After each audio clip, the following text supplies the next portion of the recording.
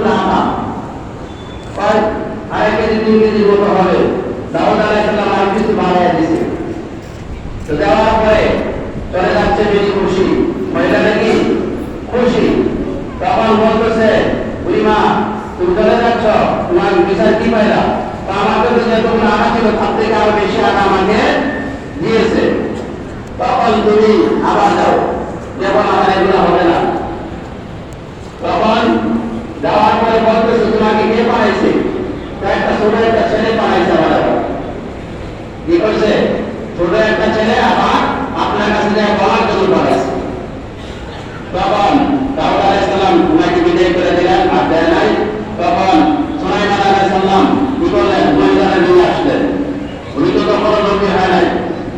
তখন নিয়ে আসতে নিয়ে আসার পরে বলতেছে, বাবা ওই মহিলারা যে সাগর দিয়ে একটা জাহাজ যাইতেছিল, জাহাজের মধ্যে অনেকগুলা লোক ছিল। কি ছিল? অনেকগুলা লোক ছিল। এই জাহাজে এই বাতাসের প্রবল বইরা এই জাহাজটা কি হয়ে যেতেছিল? ডুবে যাইতেছিল, একটু ছিদ্র ছিল।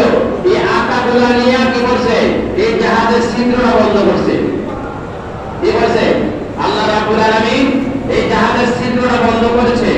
তখন সুলাইমান আলাইহিস সালাম বলতেছে, এই যে জাহাজের মধ্যে যতগুলা মানুষ পাচ্ছে, এই মহিলার আগার কারণে কি করছে? যতগুলা মানুষ পাচ্ছে, এই জাহাজটা পরিমাণ কি করতে হলো? ওই মহিলার টাকা দিয়ে দিতে বলে, মহিলা কি করা হবে না?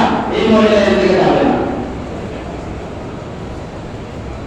এক আগামী সে বদলি 2.5 কেজি। আর আল্লাহ পাক রব্বুল আলামিন এই যে মহিলার আকার নিয়ে গেছে, এই তার কারণে আল্লাহ পাক রব্বুল আলামিন উনাকে এক জাহাজ কি করে দিয়েছেন? আল্লাহ পাক রব্বুল আলামিন আকার দিয়েছেন। কিসের কারণে? আল্লাহ পাক রব্বুল আলামিন এইভাবে মানুষ যখন দান করে তার বিপদ আপদ বালা মুসিবত কি হয়ে যায়? দূর হয়ে যায়। এই পবিত্র মাহে রমজানে আমরা রোজা রেখেছি আল্লাহকে সন্তুষ্ট করার জন্য। কাকে?